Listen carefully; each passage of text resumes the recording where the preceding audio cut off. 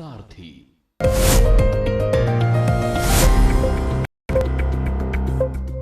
नमस्कार, हमारे खास कार्यक्रम स्पेशल रिपोर्ट में आपका स्वागत है। पेश है देश विदेश की कुछ खास खबरें। सबसे पहले बात भारतीय जनता पार्टी के नए सारथी युवा ऊर्जावान नेता नितिन नबीन की। वहीं बात होगी प्रयागराज माघ मेले प्राधिकरण के स्वामी विक्तेश्वरानंद के शंकराचार्य संबोधन पर आज और थमाए गए नोटिस की, और साथ ही उत्तर प्रदेश के गाजीपुर में दिव्यांगता देने वाले खौफनाक बुखार पर हम रिपोर्ट पेश करेंगे। और चलते चलते बात भारतीय बैडमिंटन में स्वर्णिम युग का पर्याय रही साइना नेहवाल के संन्यास की। तो खबरें विस्तार से जानते हैं।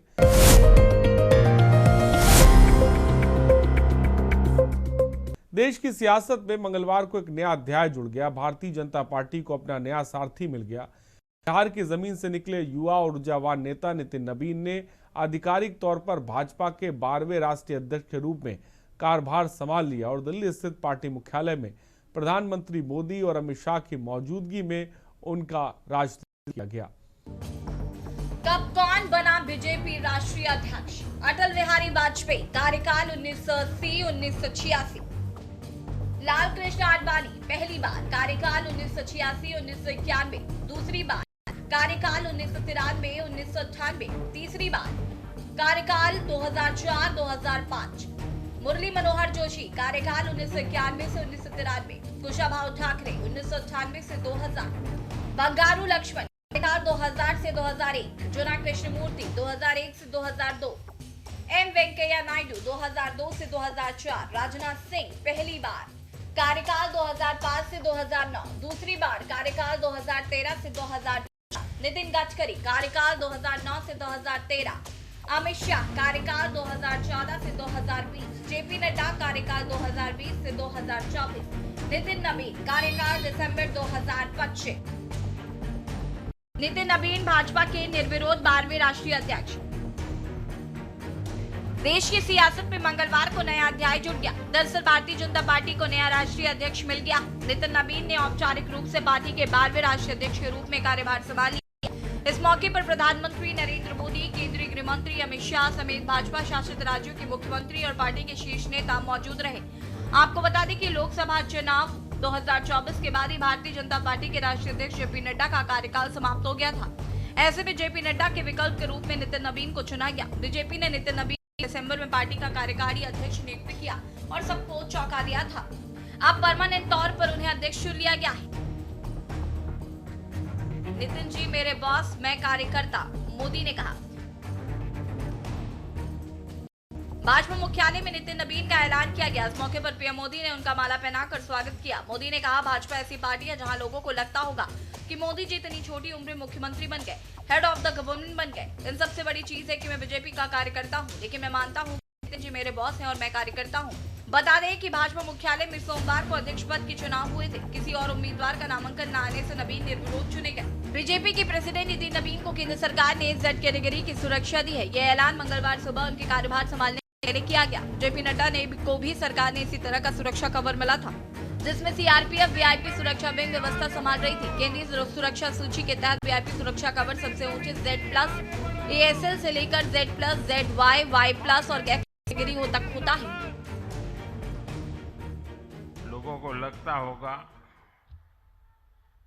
कि नरेंद्र मोदी देश के प्रधानमंत्री है, 3 बार प्रधानमंत्री बने, 50 साल की छोटी आयु में मुख्यमंत्री बन गए, 25 साल से लगातार हेड ऑफ द गवर्नमेंट रहे हैं। ये सब अपनी जगह पे हैं, लेकिन इन सबसे भी बड़ी चीज मेरे जीवन में है, मैं भारतीय जनता पार्टी का कार्यकर्ता हूं। ये सबसे बड़ा गर्व है। और जब बात पार्टी के विषयों को आती है, तब माननीय नितिन नबीन जी, मैं एक कार्यकर्ता हूं, वे मेरे बॉस हैं।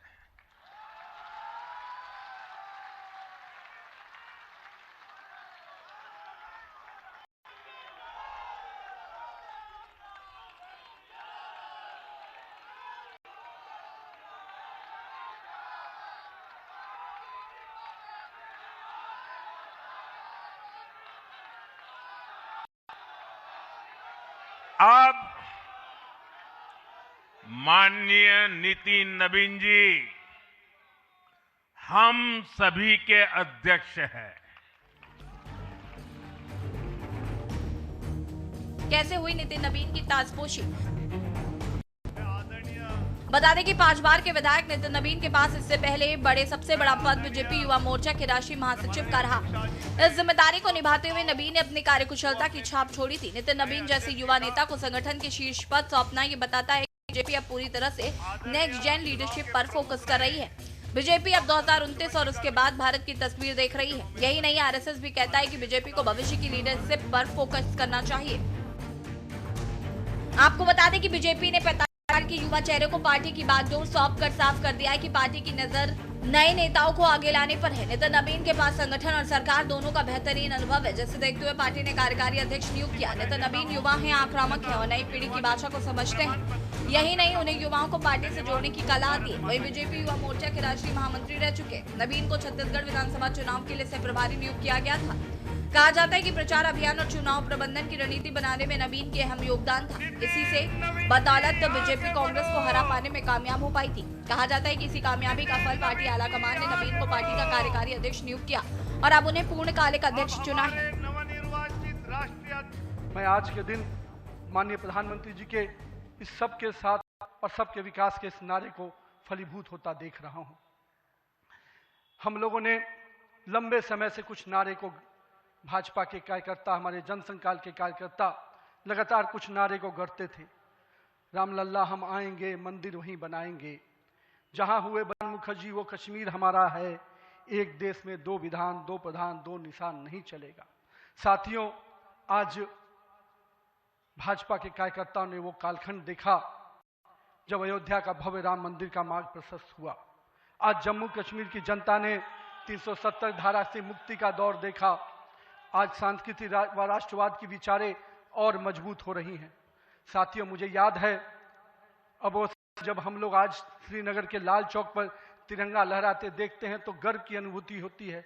हमने वो दौर भी देखा था जब पाकिस्तान के झंडे लहरा रहे थे और दिल्ली की सरकार बैठकर मौन बैठी थी उस समय, क्योंकि वो समय हम लोगों ने युवा मोर्चा के कालखंड में काम करने का जब मौका मिला था तो हमने देखा था उस समय जब माननीय प्रधानमंत्री जी उस कालखंड से 370 को समाप्ति किए तो कहीं ना कहीं पूरे कश्मीर की फिजा बदली है और आज कश्मीर का लाल चौक तिरंगे से लहराया नहाया नजर आता है। ये परिवर्तन हमारे देश में आया है। सबसे कम उम्र के अध्यक्ष का बनाया रिकॉर्ड। 45 वर्षीय नितिन नवीन भाजपा के इतिहास में सबसे कम उम्र के राष्ट्रीय अध्यक्ष बने। इससे पहले यह रिकॉर्ड अमित शाह के नाम था, जो कि 49 साल की उम्र पार्टी के राष्ट्रीय अध्यक्ष बने थे।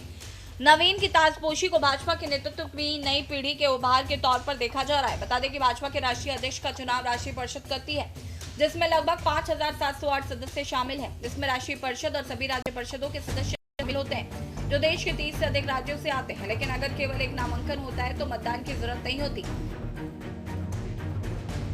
कार्यकारी अध्यक्ष में सीधे शीर्ष पद पर।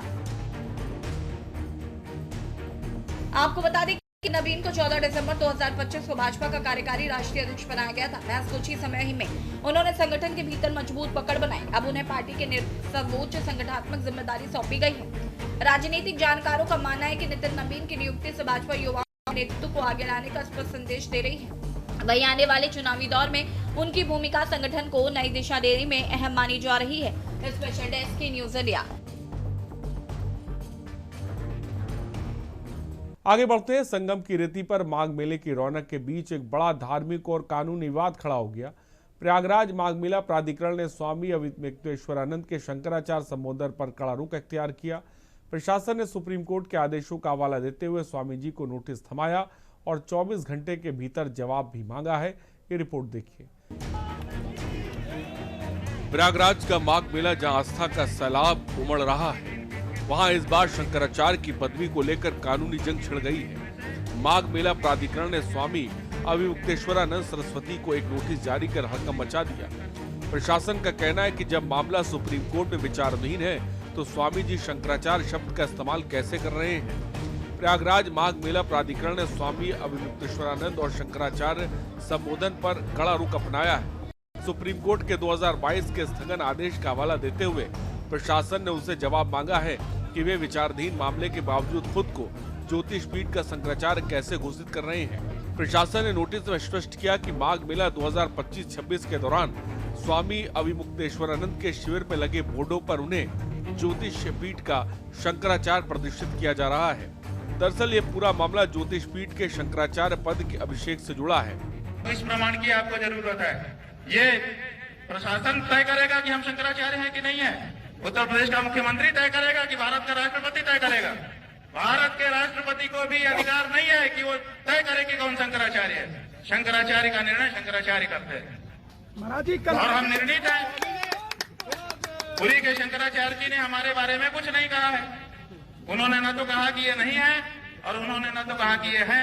वो साइलेंट है। उनका जो एफिडेविट सुप्रीम कोर्ट में आया था, पहले बताया गया कि उन्होंने विरोध किया है। जब हम लोगों ने एफिडेविट की कॉपी निकाली, उसमें उन्होंने लिखा हुआ है कि हमसे कोई समर्थन मांगा नहीं गया, इसलिए हमने दिया नहीं है। उनका इतना ही वक्तव्य है। तो दो शंकराचार्यों का प्रत्यक्ष लिखित व्यवहारिक समर्थन और तीसरे पीठ के शंकराचार्य की मौन स्वीकृति हमारे साथ है। और कौन शंकराचार्य है ज्योतिष पीठ का, बताइए। स्वामी जी, हम हैं ज्योतिष पीठ के शंकराचार्य, निर्विवाद रूप से है। और अगर कोई विवाद उठाता है, इसका मतलब कि वो दूषित भावना वाला है। और अगर जो अपने आप को कहता है कि मैं ज्योतिष पीठ का शंकराचार्य हूँ, वो आकर के बात करे। साल 2022 में सुप्रीम कोर्ट ने स्वामी अविमुक्तेश्वरानंद के शंकराचार्य के रूप में पट्टाभिषेक पर रोक लगा दी थी। कोर्ट ने यथास्थिति बनाए रखने का आदेश दिया था। प्रशासन ने इसी आदेश को आधार बनाकर पूछा है कि विचाराधीन मामले के बावजूद वे खुद को ज्योतिष पीठ का शंकराचार्य कैसे घोषित कर रहे हैं। स्वामी अविमुक्तेश्वरानंद का खेमा इसे धर्म का प्रहार बता रहा है। उनके समर्थकों का तर्क है कि शंकराचार्य का पद धार्मिक परंपराओं में तय होता है, न कि प्रशासनिक आदेशों से। हालांकि प्रशासन की सख्ती ने मेले के आध्यात्मिक माहौल में राजनीतिक और कानूनी चर्चाएं तेज कर दी हैं और सबकी नजरें स्वामी अविमुक्तेश्वरानंद के जवाब पर टिकी हैं। क्या वे अपनी पदवी के इस्तेमाल को लेकर कोई तकनीकी दलील देंगे? ये मामला एक बार फिर कोर्ट की दहलीज पर नई रार पैदा करेगा। आपको बता दें कि प्रशासन की इस कार्रवाई ने माघ मेले में संतों के बीच एक नई बहस छेड़ दी है।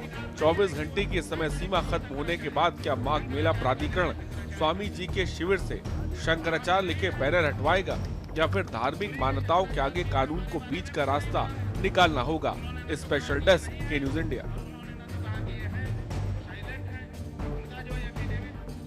स्पेशल रिपोर्ट में वक्त हो चला एक छोटे से ब्रेक का।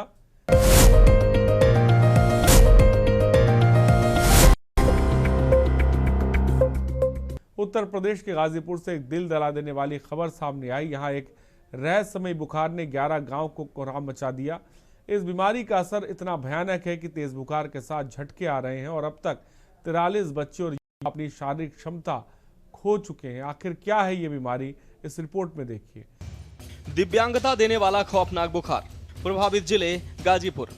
कुल प्रभावित गांव 11। दिव्यांग हुए मरीज 43 बच्चे और युवा। मुख्य लक्षण तेज बुखार, शरीर में झटके, अंगों का शून्य होना। जांच टीम गठित, गांव में मेडिकल कैंप। गाजीपुर के 11 गांव में इन दिनों सन्नाटा पसरा है, लेकिन ये सन्नाटा शांति का नहीं बल्कि दहशत का है। एक ऐसी बीमारी जिसने खेलते बच्चों की जिंदगी की रफ्तार थाम दी है। लक्षण मामूली लगते हैं, हल्का बुखार और फिर शरीर में तेज झटके, लेकिन इसके बाद जो होता है वो किसी बुरे सपने से कम नहीं। देखते ही देखते मरीज का शरीर साथ छोड़ देता है और वो दिव्यांगता का शिकार हो जाता है। तो वो जो चीज जो बताई गई है, इसी के लिए मैंने कहा आपसे कि इसमें कई अलग रीजंस हो सकते हैं। मतलब वो मेडिकल रीजंस ही हैं, कोई रहस्यमयी ऐसे नहीं है जो गलत तरीके से जिसको प्रदर्शित किया जाए। उसमें रीजंस कुछ भी हो सकते हैं, जैसे बच्चे को बीमार हुआ, किसी कारणवश बीमार हुआ। जैसे पहले जब लगभग 8-10 साल पहले ये स्थिति थी कि कई जिलों में जेईई और एईएस के भी कई बच्चे पाए जाते थे, जिसकी वजह से होती। तो जो लोगों को जो उन्होंने उपलब्ध कराई थी उसमें हमने कई बच्चों के देखे थे जिसमें 10 वर्ष से ऊपर के भी बच्चे थे। तो वो एक ऐसी बीमारी थी जिसकी वजह से कई बच्चों में समस्या होती थी, जिसपे काफी जब सफाई अभियान और ये सब स्वच्छ भारत अभियान और ये सब चला तो उसको काफी हद तक हम लोग इराडिकेट करने में सफल रहे। इराडिकेट नहीं, मतलब नियंत्रण करने में हम लोग सफल रहे हैं। परंतु ये जो बच्चे हैं, क्योंकि इतने सालों वर्ष बाद भी बताया गया है कि वो है, कोई नई बीमारी एज सच उनके समक्ष नहीं प्रस्तुत हुई है, फिर भी मेडिकल टीम ने बोला है कि आप वहां पर जाके पुनः एक बार उस गांव में जाके चेक करें, रादर देन कि अलग अलग जगह पे। एक पर्टिकुलर गांव में, जिस गांव में समस्या है, ये भी संभव हो सकता है कि उस गांव में कोई अन्य बीमारी की वजह से हुआ। गंभीर बीमारी और बड़े सवाल। जब गांव में एक कर बच्चे दिव्यांग हो रहे हैं, तब स्वास्थ्य विभाग की अर्ली वार्निंग यूनिट क्या कर रही थी? क्या विभाग को 43 बच्चों के अपंग होने का इंतजार था? 11 गांव में बीमारी फैल चुकी है, लेकिन जांच टीम अब गठित की गई है। क्या प्रशासन के पास इलाकों में फैलने वाली बीमारियों की निगरानी का कोई पुख्ता तंत्र नहीं है? प्रभावित गांव में स्वच्छ भारत मिशन और नल से जल योजना की जमीनी हकीकत क्या है? जो 43 बच्चे और युवा दिव्यांग हो चुके हैं, उनके भविष्य के लिए क्या कदम उठाए जा रहे हैं? क्या विभाग ने इस बात की जांच की है कि ये कोई नया वायरस या जापानी इंसेफ्लाइटिस का कोई म्यूटेंट स्ट्रेन तो नहीं? जाहिर तौर पर आंकड़े डराने वाले। अब तक तकरीबन 4 दर्जन ऐसे मामले सामने आ चुके हैं जहां बच्चे या युवा इस बीमारी के चपेट में आकर दिव्यांग हुए हैं। मामला मीडिया में आने और स्थानीय लोगों के आक्रोश के बाद प्रशासन जागा है। गाजीपुर के जिलाधिकारी ने मामले की गंभीरता को देखते हुए फौरन जांच गठित कर दी। प्रभावित गांव में मेडिकल कैंप लगा दिए गए हैं और खून के नमूने लेकर जांच के लिए भेज दिए जा रहे हैं। आपको बता दें कि ग्रामीणों का आरोप है कि बीमारी काफी समय से फैल रही थी, लेकिन स्वास्थ्य विभाग ने शुरुआत में इसे गंभीरता से नहीं लिया। अब जबकि दर्जनों जिंदगियां अपंगता की कगार पर पहुंच गई हैं, तब जाकर सिस्टम हरकत में आया है। लखनऊ से भी विशेषज्ञों की टीम बुलाई गई है ताकि इस रहस्यमयी बीमारी के रूट कॉज का पता लगाया जा सके। कई साल से मेरी नज़र में था कि बच्चे विकलांग हैं, लेकिन मैंने भी सामान्य लोगों की नज़रों से देखा कि विकलांग तो बहुत लोग होते हैं। लेकिन जब और बच्चे मिले, फिर मैंने घर घर जाने की यात्रा शुरू करी, कई गांव की। और जब मैंने इस यात्रा का आयोजन करा, तब मुझे पता लगा कि एक निश्चित एरिया के अंतर्गत जो कुछ 10-12 गांव आते हैं, उन गांवों में बहुत सारे बच्चे विकलांग हो चुके हैं। और ये जो विकलांग होने वाले बच्चे हैं, ये कुछ ऐसे बच्चे हैं जो जन्म से विकलांग पैदा हुए, लेकिन बहुत सारे बच्चे ऐसे हैं जो पैदा तो स्वस्थ हुए, लेकिन उसके कुछ समय बाद, महीने, साल भर, 5 साल, 10 साल बाद उनको बुखार हुआ, और बुखार होने के बाद शरीर धीरे धीरे करके उनका ऐंठने लगा। और कुछ लोग दिमागी रूप से भी विकलांग हो गए, और कुछ ऐसे हैं जो दिमाग और शरीर दोनों से विकलांग हो गए, और कुछ ऐसे भी हैं कि एक एक घर में 3-3 लोग विकलांग हैं, 2-2 सगी बहनें विकलांग हैं, और ये एक साथ विकलांग नहीं हुई और ना पैदाइश इनकी विकलांग थी। ये लोग समय के कुछ समय बाद विकलांग हो गए। क्या इन लोगों के इलाज के लिए वहाँ गांव के लोग या जिनके परिवार के लोगों ने कभी पहल नहीं किया? जैसे मैंने प्रथम दृष्टि में ये सोचा कि विकलांग तो कोई भी हो सकता है, वैसे जब किसी के घर में विकलांग बच्चा पैदा हुआ तो उनको लगा कि ये तो सामान्य बात है। जब अब लोगों ने देखा है कि सिर्फ हमारे या बगल वाले के घर में नहीं, आसपास के गांव में बहुत सारे लोग विकलांग हैं, तब इस बात की चर्चा हुई कि नहीं, ये तो कुछ अलग ही चीज है। तो ऐसे में कितने बच्चे होंगे इस तरह के? मेरी जानकारी में मैं अकेला आदमी, ना मेरे पास पावर है किसी तरह का, ना कोई टीम है। मैंने खुद से जो घर घर जाकर के सर्वे किया, लगभग 50 के करीब तो फोटो, नाम, नंबर के साथ मेरे पास लिस्ट मौजूद है उन बच्चों की जो विकलांग हो गए हैं। और ये सारे बच्चे 18 वर्ष से कम उम्र के लोग हैं। अगर उस लिस्ट में मैं 18 प्लस वालों को जोड़ दूं, तब तो न जाने कितनी बड़ी लिस्ट हो जाएगी। और मुझे संभावना है कि उन गांवों में जहां मैं गया हूं, उसके अलावा भी उनके अगल बगल जो गांव हैं, अगर उसमें भी सर्वे करा लिया जाए तो बहुत सारे बच्चे निकल कर। क्या ये कोई नया वायरस है या फिर जापानी इंसेफ्लाइटिस का कोई बदला हुआ रूप? बहरहाल इन 43 परिवारों के लिए तो जैसे दुनिया ही ठहर गई है। अब सबकी नजरें स्वास्थ्य विभाग की रिपोर्ट पर हैं, ताकि और बच्चों को इस खौफनाक बुखार की बलि चढ़ने से बचाया जा सके। स्पेशल डेस्क के न्यूज इंडिया। लेकिन आपकी और मेरे घर में रहने वाली नहीं।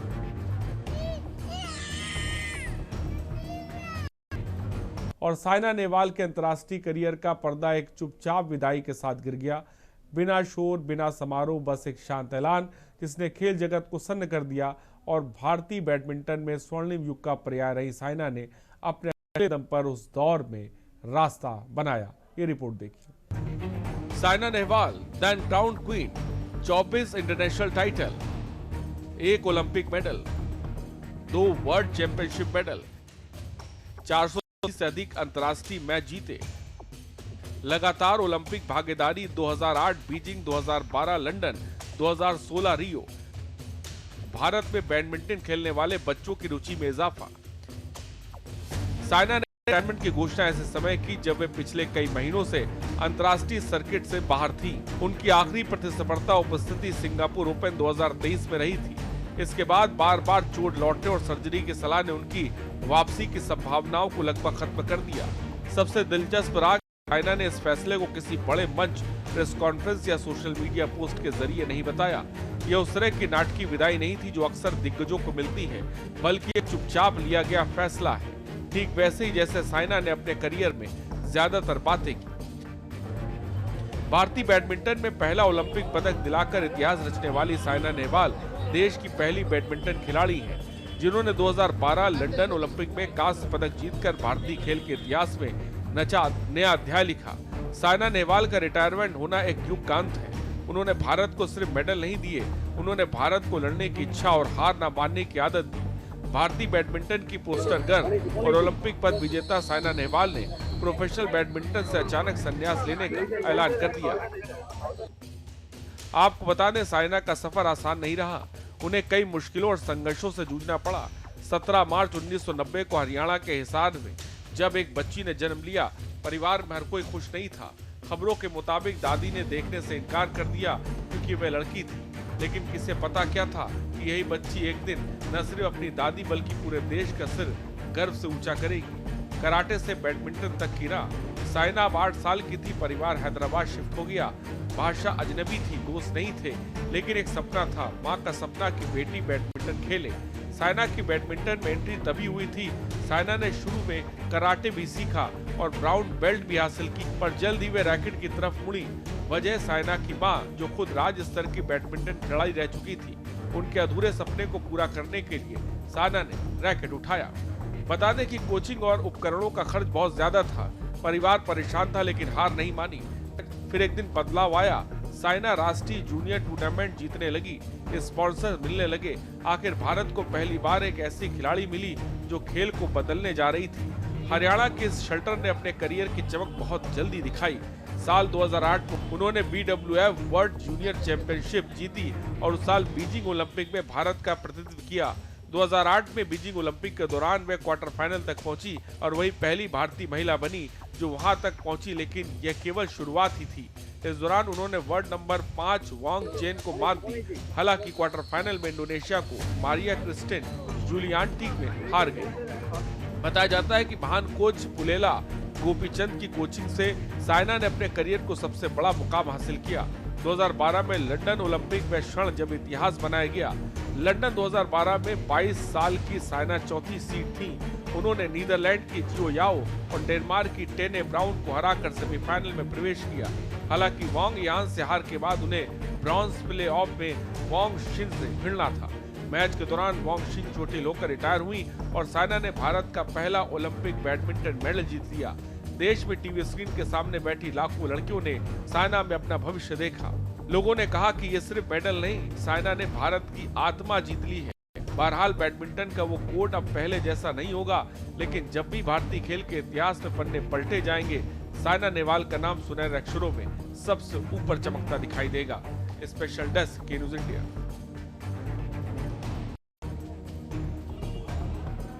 स्पेशल रिपोर्ट में फिलहाल इतना ही। बने रहिए हमारे साथ। नमस्कार।